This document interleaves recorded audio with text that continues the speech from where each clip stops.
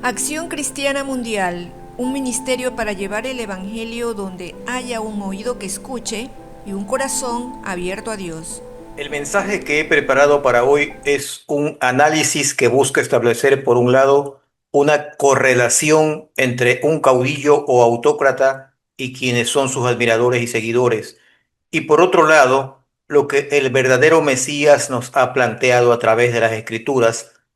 Todo esto a las puertas de acontecimientos que evidencian que estamos entrando en un nuevo orden mundial en el marco de lo que para fines didácticos he llamado resonancia psicológica. En el capítulo 13 del último libro de la Biblia llamado Apocalipsis, encontramos una referencia muy clara respecto a lo que cada día se vuelve más evidente. Allí Juan, autor de este libro también conocido como Revelación, describe un sistema donde se otorga autoridad sobre toda tribu, pueblo, lengua y nación. Jurídicamente, esto representa la disolución de las soberanías nacionales en favor de una gobernanza supranacional. Complementariamente, se expone el control económico en el pasaje que habla sobre comprar y vender solo por medio de la marca de la bestia, lo cual resuena hoy con los debates sobre las monedas digitales de bancos centrales y la eliminación del dinero en efectivo. Esto hasta hace cierto tiempo parecía insólito, pero hoy, con el ingreso de nuevas tecnologías, se vuelve una realidad diferida que involucra temas de fundamental importancia como son la libertad, el trabajo, la alimentación, la privacidad y el derecho a la propiedad. Por otra parte, pese a las predicciones de guerras y rumores de guerras, tenemos también el anuncio de una paz temporal y falsa que está anunciada en otro de los libros proféticos de la Biblia, que es el libro de Daniel, concretamente en el capítulo 9, donde se menciona un pacto que trae una apariencia de orden. Esto se complementa con la promesa de paz y seguridad que podemos encontrar en la primera epístola de Pablo a los tesalonicenses, capítulo 5, versos del 1 al 3, que dicen a la letra: pero acerca de los tiempos y de las ocasiones, no tenéis necesidad, hermanos, de que yo os escriba, porque vosotros sabéis perfectamente que el día del Señor vendrá así como ladrón en la noche, que cuando digan paz y seguridad, entonces vendrá sobre ellos destrucción repentina, como los dolores de la mujer encinta, y no escaparán. Ojo con esta última parte. Desde la psicología social se ha analizado desde hace mucho tiempo lo que ocurre en tiempos de caos como guerras, pandemias, crisis climáticas, etcétera, en los cuales la humanidad suele estar dispuesta a ceder libertades fundamentales a cambio de paz y seguridad. ¿Por qué es oportuno hablar de esto ahora? Porque actualmente estamos viviendo una experiencia de resonancia del miedo, con un agotamiento sistémico aparejado a un mesianismo político. El primero se da cuando las instituciones tradicionales, como son la justicia, la educación, la salud, la religión, la economía y la gobernabilidad, se ven fallar. La psique colectiva entonces busca una solución total. El segundo, el mesianismo político, aparece junto al nuevo orden mundial, que a menudo se presenta con un lenguaje cuasi religioso de salvación del planeta o equidad global, lo que atrae la simpatía de quienes buscan un sentido de propósito en un mundo fragmentado. Es interesante resaltar la correlación psicológica que existe entre líderes o caudillos que asolan a sus propios pueblos y a otras naciones con individuos que gozan o disfrutan de su simpatía, apoyándolos de manera sorprendente y contra toda lógica, entablándose una resonancia entre unos y otros con una enfermiza empatía. Este análisis, que surge de la intersección entre la psicología profunda y la filosofía política, revela un fenómeno que no es una falla del sistema, sino un mecanismo psicológico complejo que se ha repetido a lo largo de la historia. Y no se trata solo de ignorancia de los seguidores, sino de una resonancia psicológica profunda. Varios estudios explican esta rara empatía como el llamado narcisismo colectivo, el cual ocurre cuando un grupo tiene una creencia inflada sobre la importancia de su propia nación o colectivo, pero que a la vez es frágil y requiere validación externa constante. En este fenómeno llamado resonancia, el seguidor no es que apoya al líder por sus actos de crueldad per se, sino a través de ella. Es decir, el líder actúa como un avatar de los impulsos reprimidos del seguidor. Según autores como Theodor Adorno, el individuo proyecta su propio deseo de poder y sus frustraciones en el líder. Al ver al líder pisotear las normas o a los enemigos, el seguidor experimenta una catarsis vicaria, siente que él mismo está recuperando el control. En la psicología política se estudia cómo los líderes que presentan la tríada oscura, narcisismo, maquiavelismo y psicopatía, logran enganchar a la población y de manera similar al síndrome de Estocolmo, se forma un vínculo traumático donde el líder crea un estado de crisis constante, peligros externos, enemigos internos, etcétera, lo cual genera altos niveles de cortisol en la población. Cuando el líder ofrece protección o una narrativa de victoria, el cerebro libera dopamina. Esta intermitencia crea una adicción química al líder. Pero a diferencia de la falta de empatía total, estos líderes poseen una empatía oscura de naturaleza cognitiva, identificando perfectamente qué fibra tocar, el miedo al futuro, el resentimiento histórico, etcétera, para resonar con las carencias emocionales del pueblo.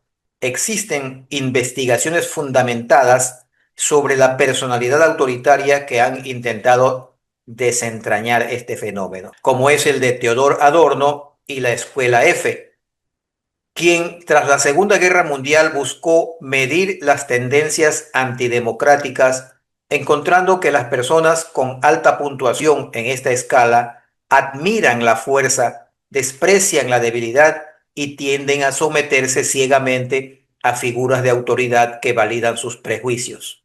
Por otra parte, la obra Psicología de masas del fascismo plantea que la represión de los impulsos vitales en la estructura familiar tradicional prepara al individuo para buscar un padre simbólico, autoritario, que le da permiso para ser agresivo. Finalmente, Erich Fromm, en su obra El miedo a la libertad, aborda el tema desde una perspectiva existencial, argumentando que la libertad para cierto tipo de individuos genera una angustia insoportable, de modo que para escapar de la soledad y la insignificancia, se hunde en un movimiento de masas liderado por un caudillo, cediendo su criterio a cambio de una identidad colectiva poderosa. Quienes, más allá de nuestra profesión de abogados, estudiamos el derecho desde su filosofía, solemos asumir que el ciudadano es un actor racional, el bonus pater familias. Sin embargo, estos fenómenos demuestran que ante la inseguridad jurídica o la crisis social, la psique humana tiende a sacrificar la lógica legal por la certidumbre emocional. Es así que el apoyo contra toda lógica ocurre porque el seguidor no está evaluando políticas públicas ni resultados económicos, simplemente está participando en un drama psicológico de redención. Para el seguidor, el líder no es un administrador, es un símbolo de su propia dignidad herida. Es decir, el caudillo no convence con argumentos, magnetiza con la promesa de que el seguidor puede volver a sentirse poderoso a través de él. Pero es necesario hacer una reflexión profunda desde la perspectiva cristiana, pues las escrituras no son solo un libro de fe, sino un tratado sobre la naturaleza humana, el poder y la justicia. Y la resonancia entre el líder autoritario y sus seguidores puede complementarse perfectamente con la cosmovisión judeocristiana a través de tres ejes fundamentales. En primer lugar, la idolatría como fenómeno psicológico, respecto a lo cual debemos entender que desde el Antiguo Testamento está la advertencia de Dios contra la idolatría, la cual no es solo un mandato religioso, sino una advertencia contra la enajenación de la propia voluntad. Y cuando se endiosa a un caudillo, lo convertimos en el becerro de oro, donde esa resonancia de la que hablé al principio se traduce en que el seguidor proyecta su poder en el líder, siendo en esencia una forma de idolatría, cediendo su juicio moral y su libre albedrío, el imago Dei o imagen de Dios en él, a cambio de una falsa sensación de seguridad. El Salmo 115, verso 8, hablando de los ídolos, dice: los que los hacen son como ellos y todos los que en ellos confían. Bíblicamente, el seguidor termina mimetizándose con el ídolo. Si el líder es cruel y soberbio, el seguidor, para mantener la resonancia, debe adoptar esa misma dureza de corazón. En segundo lugar, la soberbia de la vida y la fragilidad humana. Las enseñanzas judeocristianas explican la fascinación por estos líderes a través del concepto del pecado de orgullo. La psicología de masas, donde el líder promete poder y control, es un acto de la tentación original. Seréis como dioses. El caudillo ofrece al pueblo una deificación colectiva. Somos los mejores, somos invencibles, etc. Esto resuena con la herida del orgullo humano. Adicionalmente, tenemos que mientras el derecho evalúa actos externos, la Biblia y la psicología profunda miran la intención. Jesús advirtió sobre los ciegos, guías de ciegos. Si el corazón del seguidor está lleno de resentimiento, resonará con un líder que prometa venganza, disfrazándola de justicia. Complementariamente, veamos el contraste del liderazgo de Cristo versus el caudillo, donde encontramos una respuesta definitiva al comparar estos dos modelos de autoridad.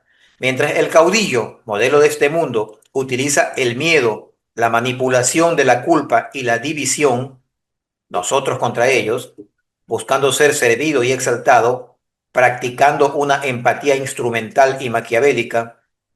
El modelo de Jesús, en cambio, es el de el siervo sufriente. Él no resuena con la sombra o la agresividad del pueblo, sino con la necesidad de verdad y redención.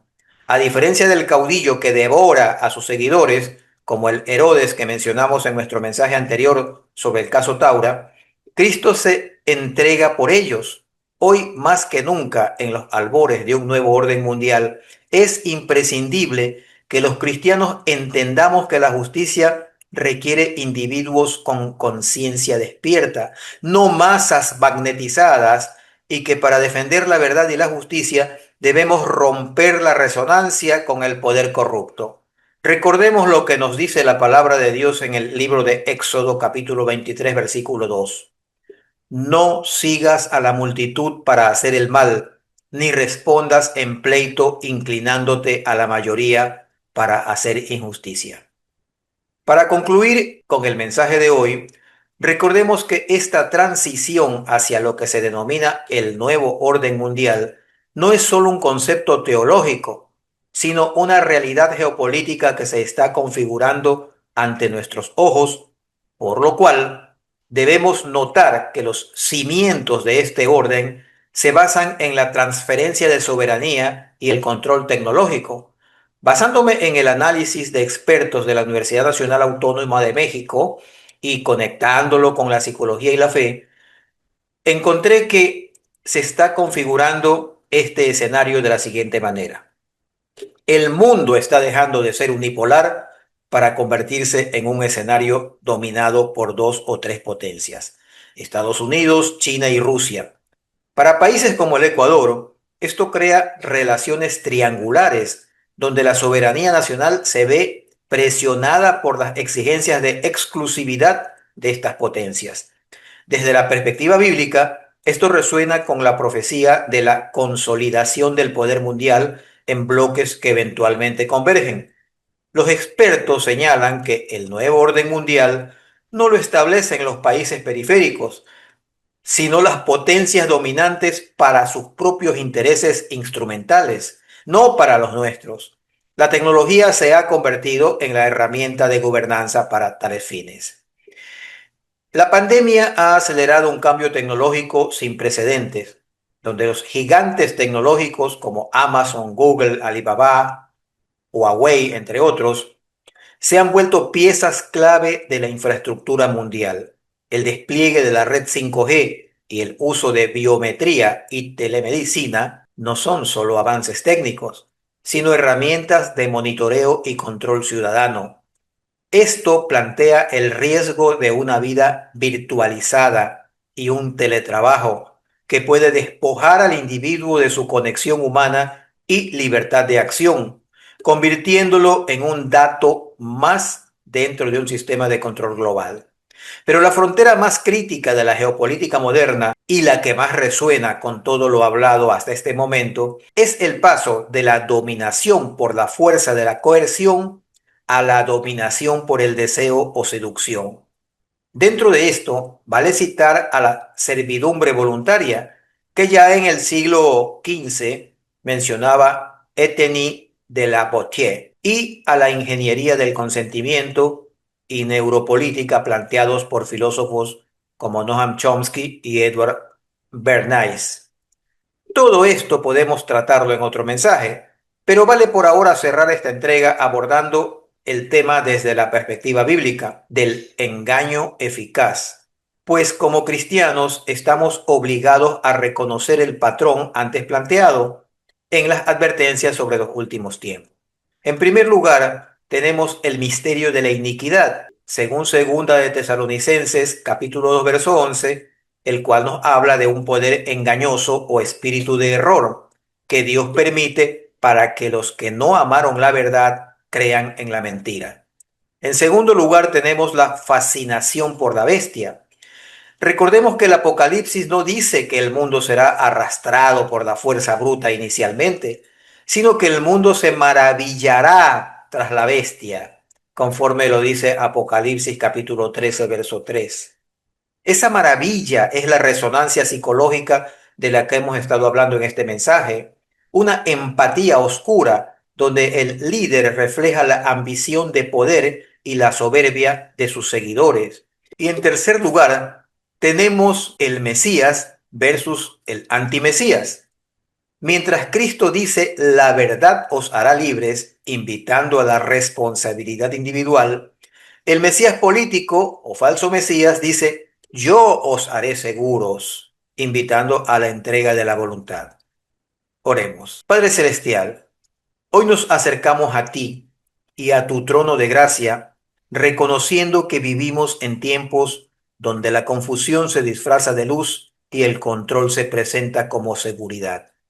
Tú que formaste nuestra mente y nos diste el aliento de vida, conoces la batalla que se libra por el alma y el entendimiento de cada ser humano. Te pedimos, oh Señor, tu protección sobre tus hijos. Sé tú nuestra roca y nuestra fortaleza. Guarda nuestra mente de toda manipulación y nuestro corazón de toda resonancia con la soberanía de los hombres que olvidan tu nombre. Te pedimos que selles nuestro pensamiento con tu Santo Espíritu para que, aún bajo la presión de los sistemas de este mundo, nuestra voluntad permanezca anclada en tu palabra, que es la única verdad que nos hace libres. En el nombre de Cristo Jesús. Amén. Si le ha gustado este mensaje, compártalo con amigos y familiares para que este ministerio se expanda y suscríbase a nuestro canal para no perderse futuros mensajes.